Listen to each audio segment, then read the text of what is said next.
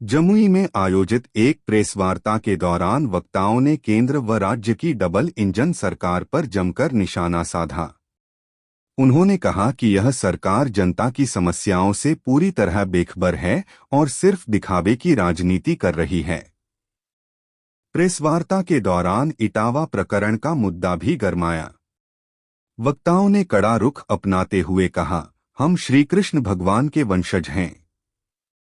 अगर कोई अवमाननापूर्ण व्यवहार करेगा तो उसे यह समझ लेना चाहिए कि उसका परिणाम क्या होगा।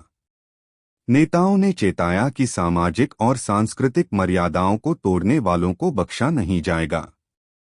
साथ ही प्रशासन से भी ऐसी घटनाओं पर त्वरित कार्रवाई की मांग की गई। प्रेस वार्ता में स्थानीय जनता की भागीदारी भी देखने को मिली, जो सरकार के प्रति अपनी नाराजगी खुलकर जता रही थी। देखिए, अब उनको कोई ज्ञान तो है नहीं, अज्ञानी व्यक्ति ग्लोबल टेंडरिंग करा रहे हैं बिहार के ठेकेदारों को मार करके। और ग्लोबल टेंडरिंग इसलिए करा रहे हैं क्योंकि उनको जो है कमीशन मिले। सब लोग तो इसी में लोग व्यस्त हैं। उन लोगों को लेना देना कौन है? अज्ञान कौन दे रहा है? वो चुनाव कब लड़े हैं? वो बैकडोर वाले हैं कि चुनाव लड़के जीत के मंत्री बने। वो तो ऐसे मंत्री हैं कि 6-6 महीना तक एमएलसी बने रहेंगे, मंत्री बने रहेंगे बिना एमएलसी के, सॉरी, मंत्री बने रहेंगे बिना एमएलसी के। ये तो वही मंत्री है ना जो चुनाव जीते हैं क्या, कि बैकडोर से आते हैं? जब ये लोग क्या ज्ञान देंगे? देवसी जी, कल आपका वक्फ बिल के खिलाफ रैली हुई थी पटना में, उसमें आपने कहा था कि संसद से पास कानून को हम कूड़ेदान में फेंक देंगे। अभी बीजेपी का बयान आया है कि एसपी और आरजेडी का समाजवाद नवाजवाद है, क्या कहेंगे? गरीबी पे, बेरोजगारी पे, पलायन पे इनका मुंह नहीं खुलता। बिहार को इन्होंने क्या 20 साल में बना दिया? 11 साल में प्रधानमंत्री एक चीनी मिल नहीं खुलवा पाए। हम लोगों ने 5 लाख नौकरी दी। हम लोगों ने आईटी, स्पोर्ट्स, टूरिज्म पॉलिसी बनाई।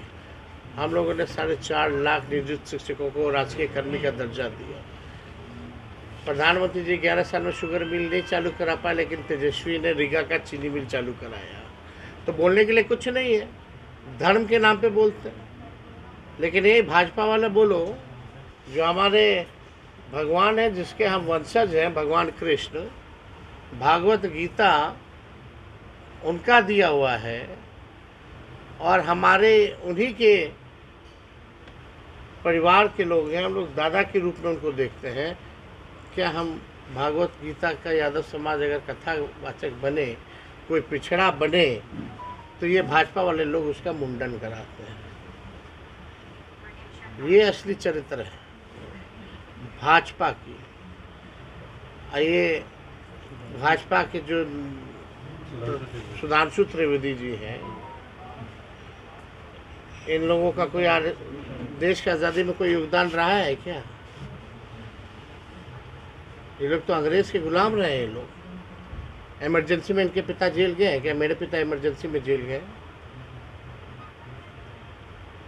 ये लोग क्या हम लोगों को बताने का काम करेगा? और किसान कानून जो इन लोगों ने बनाया था, कौन कूड़ेदान में फेंका था? मोदी जी ना फेंके थे?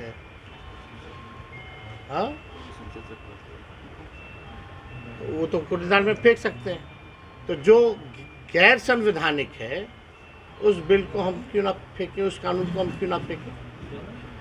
और बिहार में एकदम नहीं लागू होगा। यहाँ धर्म जाति देख करके राजनीति नहीं चलने वाली है। अब केवल काम के आधार पर, मुद्दों के आधार पर राजनीति होगी।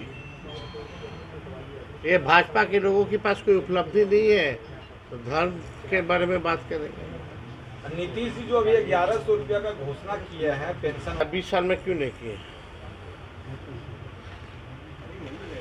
ये तो पेंशन का जो हमने कहा था 1500 करेंगे, और हमने कहा माई बहन मान योजना लाके 2500 रुपया करेंगे।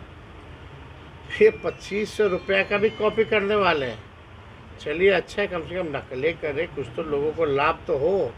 लेकिन मोदी जी या नीतीश जी ने इतनी महंगाई बढ़ाई है, तो कम से कम हमारे ही दबाव में हमारी ही योजना का कॉपी करे तो क्या फर्क पड़ता है? अच्छा, तो इसी करें। कल तो क्या बिहार में